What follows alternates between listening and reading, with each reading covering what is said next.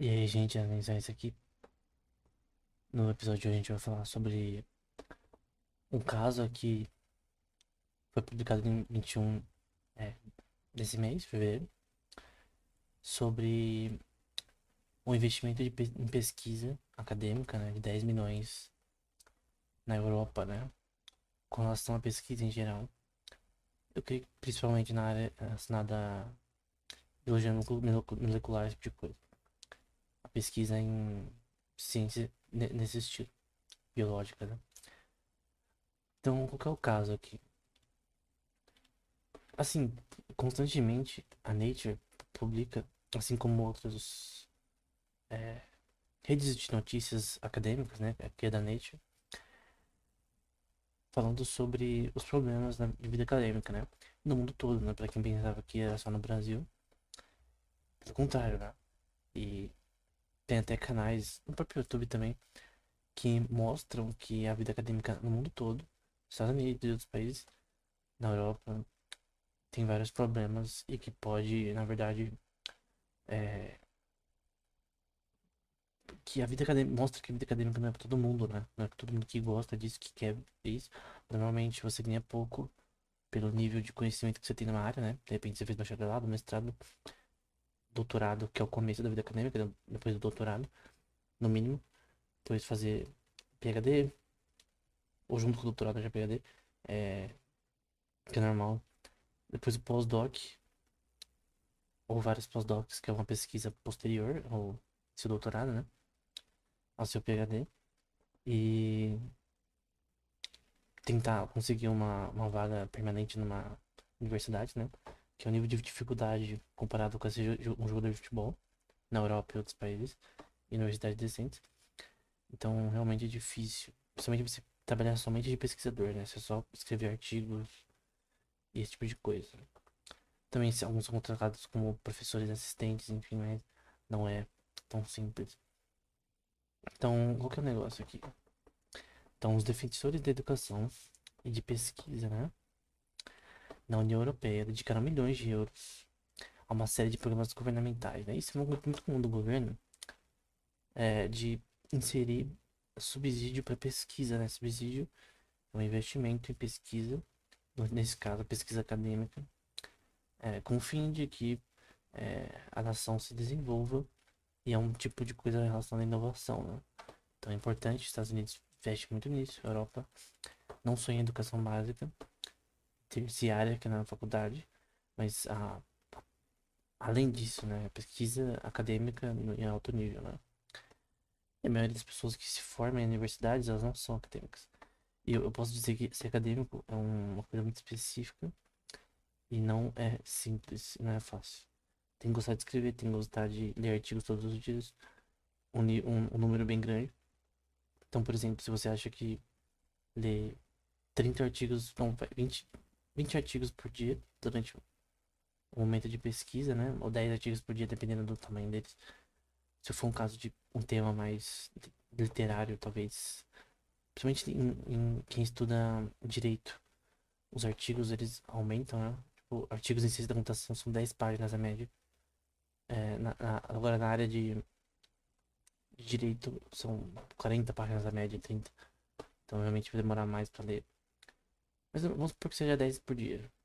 Então, você escreve um pouco a sua tese, seus artigos, faz sua pesquisa em laboratórios e tal, lê artigos acadêmicos, enfim. Se você acha que isso é chato, né? Então, com certeza essa vida acadêmica não é pra você, né? Porque você tem que fazer isso todo dia. Dependendo da área, né? Se for mais teórico, você vai ter que ler mais. Se você for mais experimental, você vai ter que fazer experimentos. Mas a questão é que há muita insegurança no emprego dessa área, né? Precária, discriminação, intimidação. Algumas coisas talvez sejam exageros aqui, com certeza. E até vamos falar sobre os participantes de uma conferência política em Bruxelas começaram a redigir um manifesto para dedicar possíveis resoluções, né? Que esses daqui, que a Europa devia monitorar a situação de pesquisadores mais novos, é, melhorar a questão de carreira acadêmica, né, e condições de trabalho nessa área, é, aumentar o terceiro setor, incluindo organizações não governamentais e tal, e subsídio de agências nacionais, né, para cooperação com a União Europeia, né? Então, qual que é a questão aqui? Lembrando que isso aqui tá na União Europeia, né? Os países que participam da União Europeia são relacionados a isso. É a questão de como é que a gente pode resolver o problema das... Eles dizendo, né? Das condições de pesquisadores na área acadêmica, né? Aí, a primeira coisa que alguém pode perguntar é aumentar o salário das pessoas, né? Só que isso custa dinheiro, né? E pesquisa acadêmica é uma coisa que dá retorno de longo prazo. Somente na área de ciências biológicas, né? É um retorno de curto prazo. E muitas vezes não vai dar nenhum retorno. A pesquisa da pessoa, ela pesquisa, mas o retorno é só para ela. Em si, para a universidade, talvez um pouco, mas às vezes não tem um retorno tão. Se ela não é professora, professor, não tem um retorno tão grande assim. Mesmo que seja normalmente você vai dar muita palestra também, mas talvez tenham pessoas que não são tão assim proativas nessa questão, né? Não dão tantos resultados, né? E se você não dá um resultado, em qualquer trabalho você é demitido, né? O problema é que na área acadêmica, é, além de ter uma pressão para você ter resultados, que é um problema, tem a questão de algumas áreas demorarem para ter resultados, né? E aqui na Alemanha, por exemplo, 90% dos acadêmicos trabalham com contratos temporários de curto prazo. Na Itália, desafios econômicos de longa data levaram à estagnação salarial e uma série de congelamentos de contratações do meio acadêmico. Então, isso não é porque as pessoas são ruins, malvadas, é porque, na verdade, essa área é uma área muito específica e tem problemas de retorno. E quando você não tem um retorno muito rápido do seu investimento, né? Que vai ter um custo marginal aí relacionado a você ter laboratórios, ter equipamento, todas essas coisas que custam dinheiro.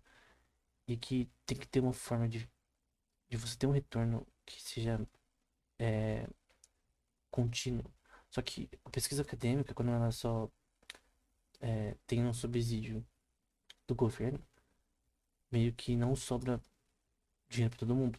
Não tem como você injetar dinheiro suficiente para todos os pesquisadores novos, né? Pesquisadores que não têm experiência, que talvez nem tenham muitos artigos publicados, não tem nenhum livro publicado, como é muito comum, estranho, porque você é um acadêmico, você escreve, como você não escreve livro nessa área. Eu acho estranho, por exemplo. Não que você tenha que escrever, mas no mínimo você tem que escrever vários artigos, pelo menos. Tipo, seu trabalho. Então, é estranho você não escrever. Um conselho europeu de pesquisa, uma importante fonte de financiamento de pesquisa, confirmou que notou uma queda no número de candidatos juniores, de ciclos de bolsas, né? Enfim. E aí, a solução deles é injetar mais dinheiro. Que vão, por exemplo, problemas da Espanha, por exemplo, dando um caso de uma pesquisadora que foi estudou na Espanha, fez até o doutorado, foi depois pro experiência internacional nos Estados Unidos, voltou para Espanha, mas dizendo que uma preocupação consome a sua produtividade e a luta para encontrar financiamentos para seus alunos e funcionários. Essa questão, luta para encontrar financiamento. Por que você acha que pesquisadores na Espanha, por exemplo, estão em luta para encontrar financiamento com pesquisadores de todo o mundo? Porque é difícil, como eu disse no começo, e é uma coisa que todo mundo que entende da área o suficiente, citando o livro How to Be a Scientist, se eu não me engano, que é o nome, da National Academy of Science. Eu até fiz um vídeo sobre esse livro, se eu citei corretamente, que mostra que uma das coisas que eles citam, né, é que ser pesquisador, assim, um pesquisador que se mantém assim continuamente, é quase tão difícil quanto você ser jogador de futebol. Questão de dificuldade, competição. Então não é uma área que você vai achar financiamento fácil.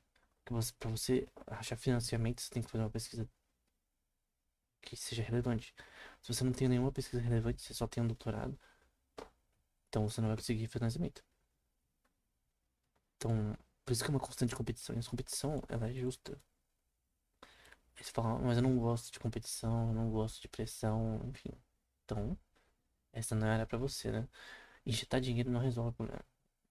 O que resolve o problema é ter pesquisadores que realmente conseguem resultados e que possam passar esses resultados no setor privado também, não só no setor é, governamental, né? Não só no setor público, mas tem um auxílio privado, né? Empresas como o Facebook, por exemplo, investem bastante em inteligência artificial, pesquisadores em inteligência artificial, Microsoft, Google. Então, o governo, por exemplo, afrouxar as rédeas com relação à contratação de pesquisadores. Poderia ser uma forma de pesquisadores ó, irem para a parte privada, mas em pesquisa, né? Transformar em pesquisa para a área privada, sem ter que ser um monstro na área, né? Como normalmente é necessário. E a UE, a União Europeia, não é a única a ter mais condições para que se iniciam as carreiras acadêmicas, né? Vai falar na Universidade da Califórnia também tem esse problema, né? Exigindo compensação justa, assistência médica, subsídio para as creches. E esse é um problema que é importante citar, né? Que realmente existem mais condições de trabalho na área acadêmica, né? Então, de novo, se você quer dinheiro, conseguir sustentar bem, esse tipo de coisa, a área acadêmica não é a melhor opção, não. Porque na prática você tem que ser muito bem sucedido nessa área, o que demora. Também talvez seja um fator de sorte, né? Para você conseguir resultados o suficientes para conseguir uma posição que você ganhe bem, né? Obviamente alguém que é bom na área o suficiente vai ganhar bem. Mas nem todos são úteis nessa área, quanto dizem. Aí vai falar sobre os manifestos, enfim, sobre esse tema, enfim, sobre essa caridade aí do governo. Não é caridade, mas pra mim é caridade. Do orçamento provisório de 10 milhões de euros, né? Que pode vir a virar 16 bilhões de euros. E aí, pra terminar, eles falam sobre otimismo nesse tema, né? Sobre, por exemplo, como uma pessoa da Universidade de Tübingen falou sobre coisas relacionadas, por exemplo, a Berlim tentou resolver a falta de oportunidades para pós-doutorandos, exigindo que as universidades oferecessem caminhos para empregos permanentes, né? Exigindo empregos permanentes. Mas como eu disse, você tem um emprego permanente na universidade, não sendo professor somente. E também é difícil. Você ser professor numa universidade do exterior é extremamente difícil. Tipo, é muito difícil. E é muita competição. E tem poucas vagas. Pelo número de pessoas que se graduam, né? E você tem que ter experiência, tem que ter artigos publicados, enfim, você tem que ser alguém que mostra serviço, né? Você não só tira notas boas, tipo, só nota é lixo pra área acadêmica, né? Você precisa publicar artigos, saber escrever bem e fazer seu trabalho bem. E não deu certo, obviamente. É que nem congelar preços, isso. Congelar preços não funciona porque não é assim que o mercado funciona. Provocando um congelamento de contratações e pelo menos uma demissão. Heitor disse que há um esforço para firmar planos antes das eleições parlamentares de 2024. Nossas ações aqui marcam um primeiro passo para tornar as carreiras de pesquisa de toda a Europa mais atraentes e sustentáveis.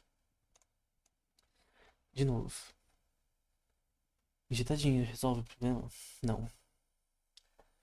Parcialmente sim, mas o dinheiro vai acabar. E aí depois, o que vão falar?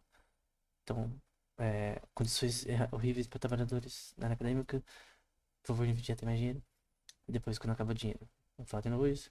E fica um ciclo vicioso de subsídio do governo, que não é a melhor forma de pesquisa acadêmica continuar, né? Qual é a melhor forma de contornar o problema?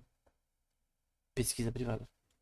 Afrouxar as regras para que empresas podem contratar pesquisa privada, até terceirizada de certa forma, para conseguir que pesquisadores consigam ter dinheiro continuamente, se sustentar, sem ter que ter auxílio governamental, né? Então, de novo, não é simples e fácil. Acho que é isso que as pessoas acho que acham que só porque você terminou o doutorado, que você, né, escreveu alguns artigos, você já merece ser permanente na faculdade, não é assim que funciona. Tem outras pessoas que talvez sejam melhores que você. Enfim, de repente falta de dinheiro também. Mas a questão é que eu creio que a melhor forma de resolver o problema para a pesquisa acadêmica aumentar, realmente ser mais rentável para os pesquisadores, né? É que você tenha uma abertura do mercado com relação à pesquisa no setor privado. Não tô falando de, tipo, abrir somente aos poucos, eu tô falando de fazer uma abertura pública, falando, ó, nós vamos, empresas que querem contratar pesquisadores de universidades, serviços terceirizados, a gente vai afrouxar as rédeas para isso, para que realmente tenha um retorno também para a sociedade, né? Porque quando a pesquisa é privada, ela tem um retorno empresarial que vai retornar para a sociedade, diferente de um subsídio que vai fazer uma pesquisa, de repente nem útil, é inútil. Só ajuda aquele pesquisador lá a manter o emprego dele, mas não ajuda a sociedade na maioria das vezes, né? Artigos que nunca vão ser lidos, que nunca vão ser citados e que nunca vão fazer impacto na vida real. Não todos, mas a maioria. Então, creio que unir o setor privado mais a pesquisa acadêmica provavelmente é a melhor forma de resolver o problema. E para isso, tem que criar mais policies, né? Que permitam que esse setor privado possa ter um contato direto com a pesquisa acadêmica de uma forma simples e fácil, né? Então, a solução é pesquisa privada, né? Mas eu sei que muitas pessoas não concordam com isso. Então é isso, até o próximo episódio.